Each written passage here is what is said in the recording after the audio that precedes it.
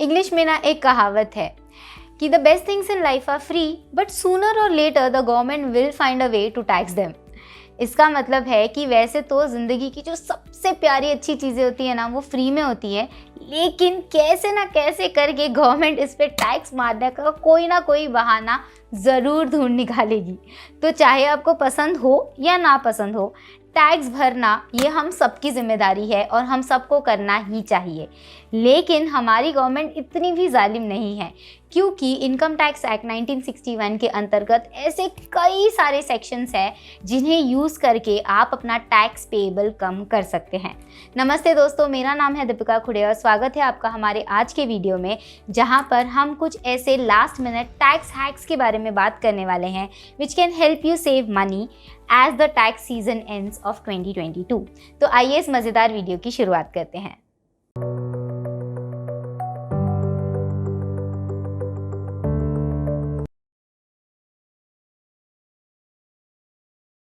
अब सबसे popular income tax का सेक्शन है सेक्शन 80C, जिसके अंतर्गत मैंने हम सब ने रेगुलर जो हम इन्वेस्टमेंट करते हैं ना, लाइफ इंश्योरेंस प्रीमियम भर दो, पीपीएफ भर दो, सुकन्या समृद्धि में डाल दो, ईएलएसएस में डाल दो, ये सब हम करते हैं।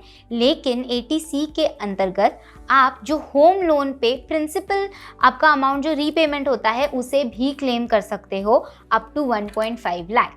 अब देखिए, इसमें ना एक छोटा सा ग्लिच है। क्योंकि आपका ईएमआई ही ऐसा स्ट्रक्चर्ड होता है कि आपका जो ईएमआई में से इंटरेस्ट पोर्शन है वो हमेशा ज़्यादा होता है एंड जो प्रिंसिपल रीपेमेंट होता है ना वो काफ़ी कम होता है।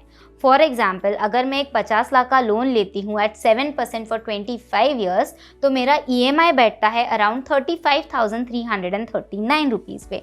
इसमें से जो मेरा इंटरेस्ट कंपोनेंट है ना, दैट इज़ अराउंड 29,167 रुपीज़, यानी कि मैंने सिर्फ प्रिंसिपल जो रीपे किया है बैंक को, दैट इज़ 6,172। तो इसे आप साल भर इकट्ठा करोगे ना तो भी आपका 1.5 लाख का लिमिट रीच नहीं होने वाला। अब यहाँ पे आती है एक तिकड़म। क्या?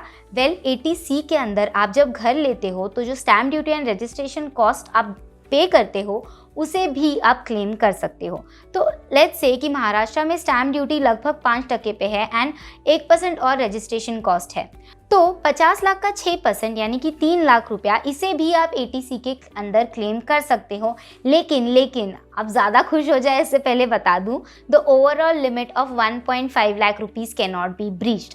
तो आप भले ही 3 लाख रुपीज़ पे कर रहे हो as stamp duty and registration, max आप जो क्लेम कर सकते हो under 80C remains at rupees 1.5 lakh. अब हमारा दूसरा टैक्स हैक है रिगार्डिंग सेक्शन 80D। अब सेक्शन 80D के अंतर्गत आप सबको पता होगा कि आप जो प्रीमियम भरते हो हेल्थ इंश्योरेंस का, खुद के लिए, अपने स्पाउस के लिए, अपने बच्चों के लिए, उसमें आप अप टू 25,000 रुपीज़ क्लेम कर सकते हो, और अगर आपके पेरेंट्स सीनियर सिटीजन है तो आप अप टू 50,000 क्लेम कर सकते हो। लेकिन क्या आप ये जानते हो कि ये जो प्रिवेंटिव हेल्थ चेकअप्स होते हैं ना, ये भी आप क्लेम कर सकते हो। जी हाँ, पैंडेमिक के दौरान हम सब ने बहुत सारे प्रिवेंटिव हेल्थ चेकअप्स कराए होंगे जस्ट टू इंश्योर कि हमारे लव्ड वंस हम सेफ हैं, राइट? देन आप अब वो खर्चा भी क्लेम कर सकते हो। तो अंडर सेक्शन 80D आप जो प्रिवेंटिव हेल्थ चेकअप्स कराते हो वो खुद के लिए, स्पाउस के लिए एंड बच्चों के लिए अप टू 5,000 रुपीज़, और अगर आपके पेरेंट्स सीनियर सिटीजन है तो अप टू 7,000 रुपीज़ तक का क्लेम कर सकते हैं। अब पहले ना इस सेक्शन के अंदर कैश पेमेंट्स अलाउड नहीं थे, लेकिन अब अगर आपने ये जो प्रिवेंटिव हेल्थ चेकअप्स का पेमेंट है वो कैश में किया है तो भी आप इन्हें क्लेम कर सकते हो। So this is our second hack कि अगर आपने बहुत सारे preventive health checkups and test कराए हैं इन द लास्ट 1 ईयर तो आप अब उन्हें भी क्लेम कर सकते हो अंडर सेक्शन 80D।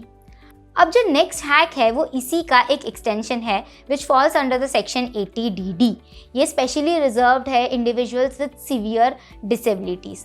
तो अगर आप किसी को सपोर्ट कर रहे हैं, if you have a dependent जिसको एक सीवियर डिसेबिलिटी है, जो कि सेरेब्रल पाल्सी हो सकता है, मेंटल रिटार्डेशन हो सकता है, तो अगर इनमें से कुछ भी उन्हें इश्यूज़ है और आप उनके ऊपर खर्चा कर रहे हो तो आप up to 1.25 lakh rupees claim कर सकते हो एज टैक्स डिडक्शन। चाहे फिर वो उनके मेडिकल खर्चा हो गया, उनका नर्सिंग का खर्चा हो गया, या उनके रिहैबिलिटेशन का खर्चा हो गया। तो अगर आप इन सारी चीज़ों पे अपना पैसा खर्च कर रहे हो तो आप सेक्शन 80D के अंदर भी इन्हें क्लेम कर सकते हो। तो 80D तो आपके मेडिकल नीड्स के लिए है ही। 80DD is for if you have any dependent who is suffering from a critical illness. अब हमारा दूसरा हैक है हमारे उन उत्सुक जनता के लिए जो इलेक्ट्रिक व्हीकल्स के लिए वेट नहीं कर रही। बाय द वे, मैंने ईवीज़ पे बहुत ही मज़ेदार एक वीडियो बनाया था। अगर आपने वो वीडियो चेकआउट नहीं किया है तो वो वीडियो नीचे डिस्क्रिप्शन में लिंक्ड है, यहाँ पे आई बटन पे भी है, उसे जाके ज़रूर चेक कीजिए। अब ईवी से रिलेटेड क्या? वेल, अगर आपको भी इलेक्ट्रिक व्हीकल खरीदनी है तो आई वुड रेकमेंड कि आप अपना ऑर्डर 31 मार्च 2023 के पहले प्लेस करें। ऐसा क्यों? Well, the good news is कि अब आप जो ईवी के लिए लोन लेने वाले हो उसका जो इंटरेस्ट है उस पर भी आप डिडक्शन क्लेम कर सकते हो, प्रोवाइडेड आपका जो लोन है that is sanction between 1 April 2019 to 31 March 2023। तो अगर आप फ्यूचर में ईवी लेने का सोच रहे हो तो मैं रेकमेंड करूँगी कि आप 31 मार्च 2023 के पहले अपना लोन अप्रूव करा दीजिए, जिससे कि आप ईवी में पैसे तो बचाएं पेट्रोल ना यूज़ करके, लेकिन जो इंटरेस्ट है उसके ऊपर भी आप एक टैक्स क्लेम कर सकते हो। हमारा नेक्स्ट टैक्स सेविंग हैक है उन जनता के लिए जिन्होंने शायद पैंडेमिक में अपना जॉब छोड़ दिया, या दे वर लेड ऑफ, या फिर they just moved to a freelancing job. तो क्योंकि ऐसे लोगों के जो सैलरी स्लिप होता है उसमें HRA का कंपोनेंट नहीं होता है, इसका ये मतलब नहीं है कि वो HRA क्लेम नहीं कर सकते। ऐसे फ्रीलांसर्स के लिए भी एक सेक्शन है विच इज़ सेक्शन 80GG। तो यहाँ पे भी आप जो रेंट पे करते हो उस पर टैक्स डिडक्शन क्लेम कर सकते हो, provided it is lower of these 3 circumstances. सबसे पहला, आपका जो annual rent paid minus 10% of your salary. दूसरा, ₹5,000 every month which is 60,000 a year. And तीसरा, 25% of your total income. So for example, अगर मेरी टोटल इनकम 8 लाख है और मैं 15,000 का रेंट दे रही हूँ, तो फर्स्ट कंडीशन को सेटिस्फाई करने के लिए the formula would be basically my annual rent paid यानी कि 15,000 into 12 which is 1.8 lakh minus 10% of my salary which is 10% of 8 lakh rupees which is 80,000, तो बचता है 1 लाख। दूसरा है 60,000 एंड तीसरा है 25% ऑफ योर टोटल इनकम, जो कि 8 लाख का 25% would be around 2 lakh rupees. तो इन तीनों में से जो भी सबसे कम है यानी कि 60,000, ये आप HRA क्लेम कर सकते हो even though you are a freelancer and आपके पास आपके सैलरी स्लिप पे ऐसा HRA कंपोनेंट नहीं है, फिर भी आप 80G के अंतर्गत इसे क्लेम कर सकते हो।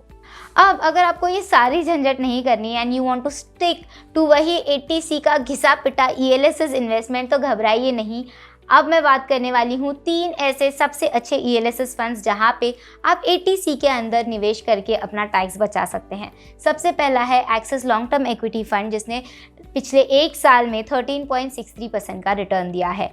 दूसरा बेस्ट टैक्स सेवर फंड है पराग पारिक टैक्स सेवर फंड, जिसने पिछले 1 साल में 27.92% का रिटर्न दिया है। और हमारा तीसरा टैक्स सेवर फंड है DSP टैक्स सेवर फंड, जिसने पिछले 1 साल में 24.19% का रिटर्न दिया है।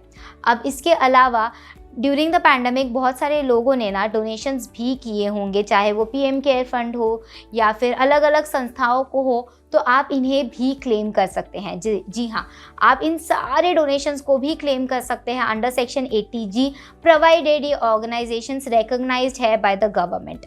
तो कुछ ऑर्गेनाइजेशंस जहाँ पे आप 100% टैक्स डिडक्शन क्लेम कर सकते हो है PM cares fund, national defence fund और PM नेशनल रिलीफ फंड। जहाँ पे आप 50% तक का जो डोनेशन है उसे क्लेम कर सकते हो, वो है national children's fund and PM's drought relief fund. तो ये था हमारा आज का वीडियो, जहाँ पे हमने कुछ last minute life saving and probably tax saving hacks discuss किए हैं। मैं आशा करती हूँ आपको हमारा ये वीडियो अच्छा लगा। अगर हाँ, तो प्लीज़ इस वीडियो को लाइक कीजिए, शेयर कीजिए आपके उन भाई बंधुओं के साथ जिन्हें भी टैक्स सेविंग की बहुत बहुत ज़रूरत है।